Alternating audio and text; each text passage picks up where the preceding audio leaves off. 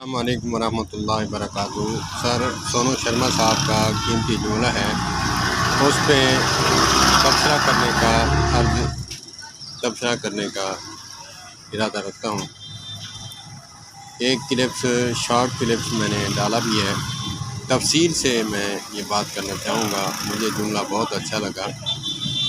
انہوں نے کہا کہ کیونکہ نیٹ ورک مارکیٹنگ وہ کرتے ہیں اور موٹیویشنل اسپیکرز ہیں، سامنے بیٹھے لوگوں کو کہا کہ قدرت نے آپ کو یونیک بنایا ہے، آپ میں کوئی ایسا ٹیلنٹ ہے جو آپ کو پتہ نہیں، آپ ڈھونڈنے کی کوشش کریں، کیونکہ قدرت جو ہے دو بچوں کو ایک ہی طرح پیار کرتی ہے اور ایک ہی طرح مال عطا کرتی ہے۔ جس کے پاس زیادہ ہے، وجہ اس کی یہ ہے کہ وہ محنت زیادہ کر رہا ہے۔ تو پھر ایک مثال دی کہ ایک باپ کے دو بیٹے ہیں، تو وہ دونوں کو ایک جیسا پیار کرتا ہے، اس میں جب فرق نہیں تو قدرت یا بھگوان یا پھر خدا وہ کیسے ایک دوسرے کے ساتھ سوتیلی ماں جیسا فرق رکھ سکتا ہے؟ ایک انسان جب اپنی اولاد کے ساتھ ایک جیسا سلوک رکھتا ہے، ایک جیسا محبت کرتا ہے، ایک جیسی محبت کرتا ہے۔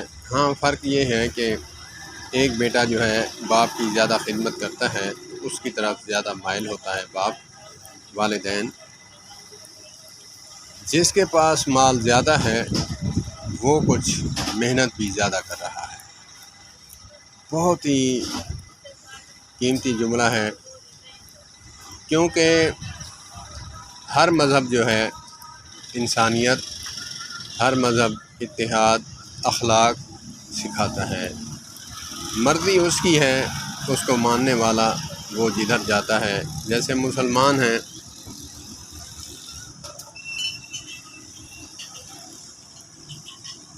آج جو دور چل رہا ہے، ہمارے مسلمانوں کے حالات، کرتوت، واقعات دیکھ کر نان مسلم بھی کانوں کو ہاتھ لگاتے ہیں۔ اللہ پاک ہمیں بھی مسلمان بنائے، ایسا مسلمان بنائے جو ہمیں دیکھ کر لوگ مثالیں دیں۔ نام کے مسلمان نہ ہوں، کام کے مسلمان ہوں۔ اللہ پاک ہمیں کام کا مسلمان بنائے۔ ہم اللہ رسول کو تو مانتے ہیں، اللہ رسول کی نہیں مانتے۔